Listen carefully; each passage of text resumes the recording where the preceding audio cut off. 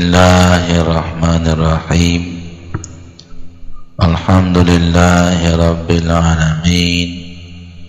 Wal aqibatu lil muttaqin. Wala udwana illa 'alal zalimin. Asyhadu an la ilaha illallahul malikul haqqul mubin. Wa asyhadu anna sayyidina Muhammadan nabiyil ummiyil amin. Allahumma salli wa sallim wa barik alaihi wa ala alihi wa ashabihi wa atba'ihi wa man intasaba ilaihi. Allahumma aslih ummata Muhammadin sallallahu alaihi wasallam wa farrij an ummati Muhammadin sallallahu alaihi wasallam warham ummata Muhammadin sallallahu alaihi wasallam wansur wahfaz wa ajid nahdatal wadani fil alamin bihaqqi Muhammadin sallallahu alaihi wasallam. Amma ba'du. Rupa-rupanya sebenarnya ini lebih baik pakai kursi ini karena di belakang itu jenggak-jenggak, padahal dia sering lihat saya ini, tapi dia tidak terang, jadi gini-gini dia, saya akan gini-gini susah kan. Kursi itu aja supaya lebih atau berdiri kan enak itu, tapi biar deh. Nah gitu, jadi biar belakang dikit karena supaya tidak tenongak yang di sini. Nah kan tidak jenggak-jenggak itu jadinya. Nah ya terang, bukan pedas. Kalau pedas dong panasan.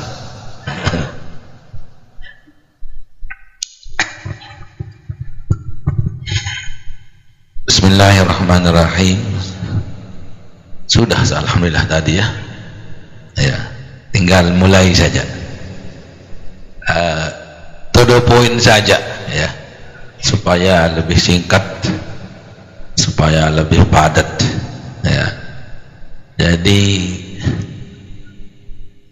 setelah meninggalnya Bapak Maulana Syekh, memang sebelum meninggal beliau memang ada kiat-kiat terjadinya perpecahan yang sepertinya tidak nampak.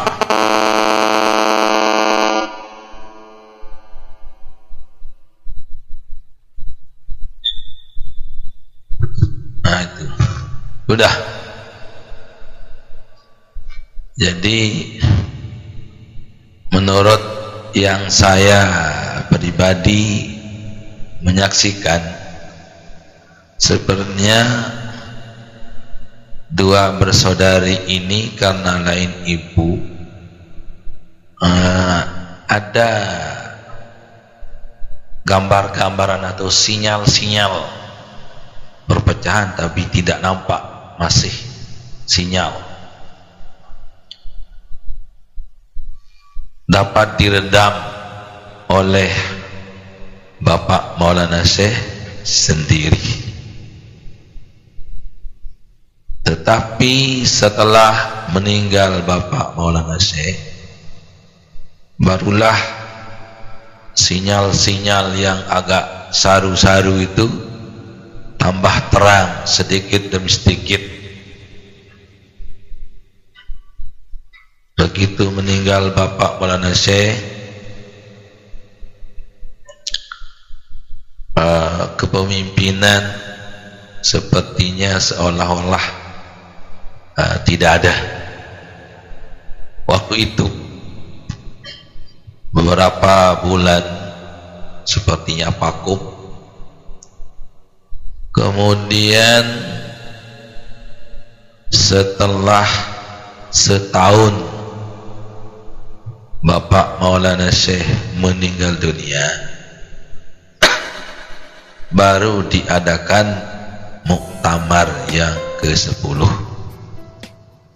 tanggalnya saya lupa, cuma tahunnya aja 98, karena Bapak Maulana Syekh meninggal 97 ya, jadi 1997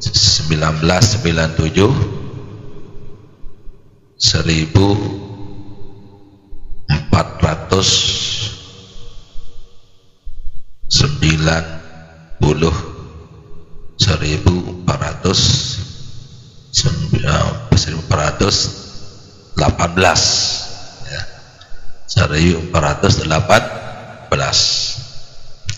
Adapun Masihnya 1997.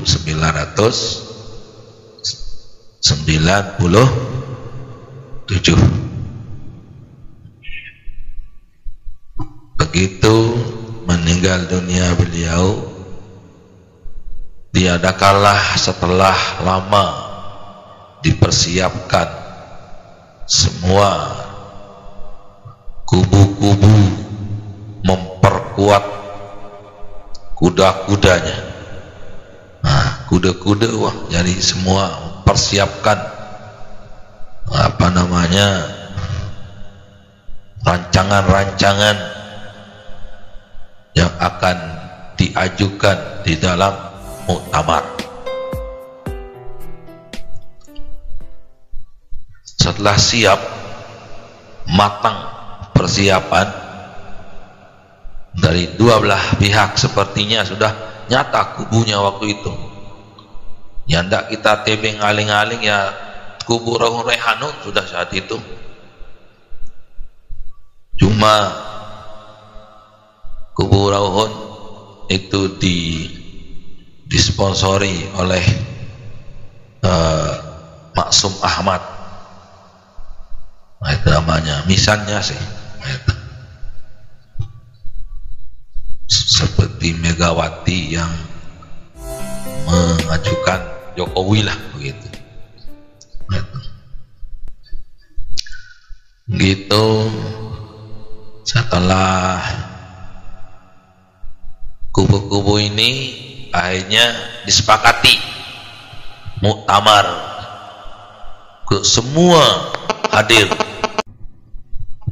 Nah, jadi terjadilah, karena sudah kesepakatan, undangan dari pusat pun ada semua. Alhamdulillah diadakanlah muktamar yang ke-10 di Peraya. Dibuka segalanya, sudah resmi. Dan ya rapat DPR yang semua kubu hadir. Adapun kalau rapat DPR yang kedua kan hanya kubu sebelah yang hadir, ini kubu KIH, kelompok koalisi Indonesia Hebat. Waktu itu hanya dia saja yang hadir 178. Tapi waktu pemilihan DPR yang kubu semua, baik KIH ataupun kelompok Merah Putih, itu kan semua hadir, dan itu hasilnya. Begitu pula Nahdlatul Ulama, waktu itu semua kubu memilih hadir waktu itu. Adapun muktamar lain setelahnya loncat sedikit dulu, setelahnya itu kelompok sebelah saja. Pas perjalanan seperti ini, itu seperti DPR yang dua kubu itu, buat juga dia mimpin.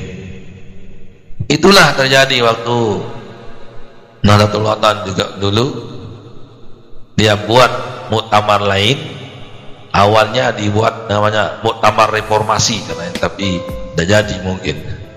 Muktamar NW reformasi itu namanya dulu, tapi dihapus oleh mereka. Jadi kelompok sebelah saja yang mengadakan muktamar, itu hasilnya. Terpilihlah waktu itu Haji Maksum Ahmad menjadi PB tandingan. Nah, itu PB tandingan. Sedangkan yang sahnya adalah Ummu Hajjah Siti Raihanun Zainuddin.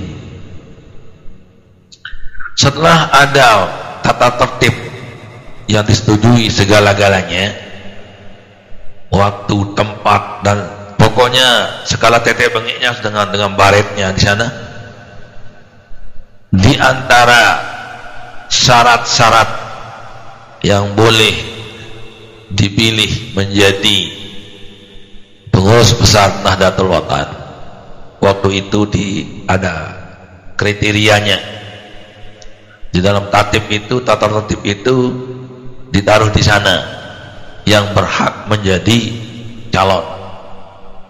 Dibuatlah bakal calon dulu, belum calon ya, dipilih supaya semua memilih bakal calon dulu, belum jadi calon. Bakal calon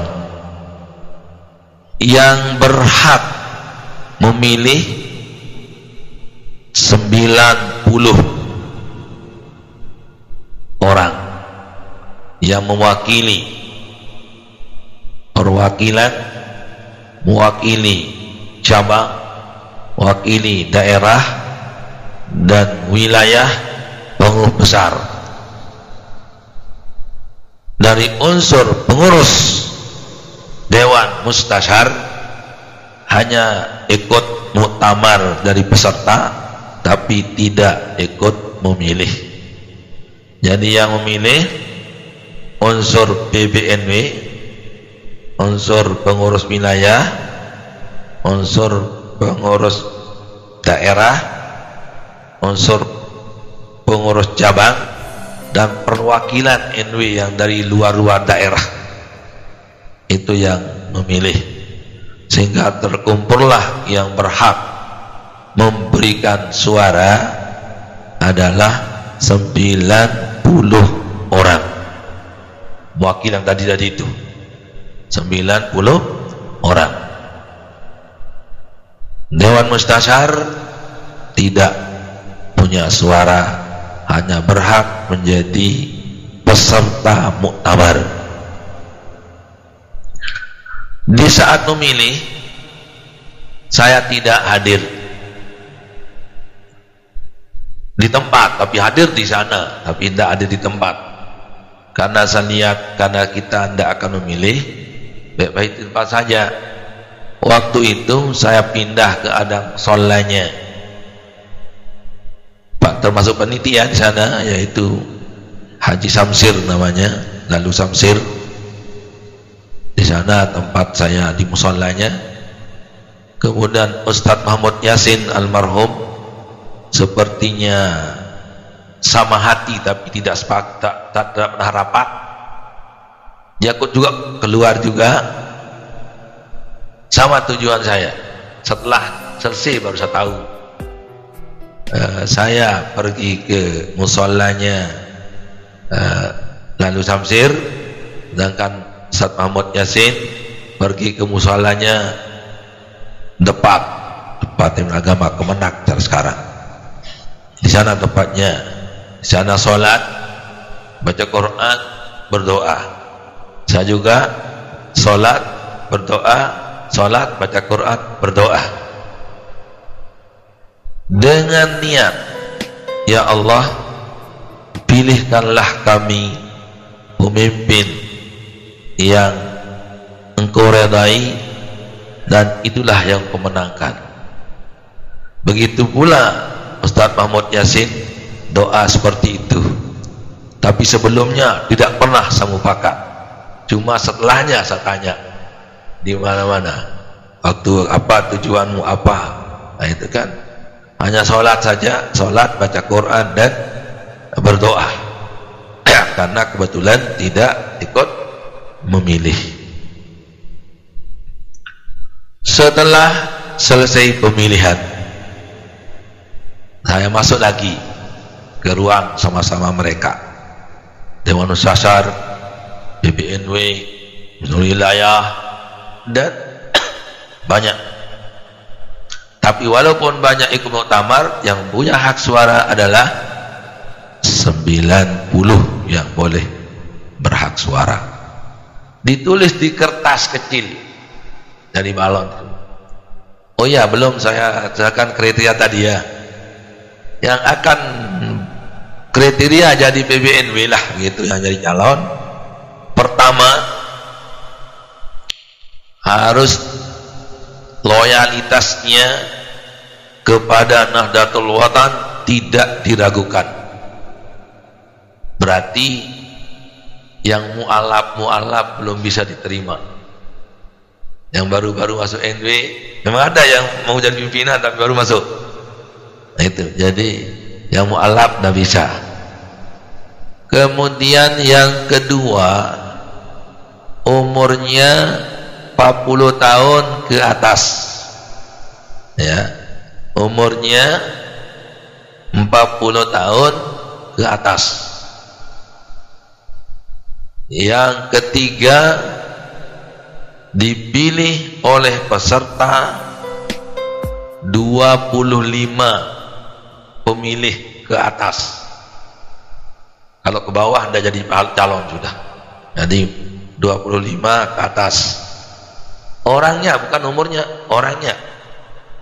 Jadi 25 orang yang pilih, baru orang jadi calon untuk dipilih.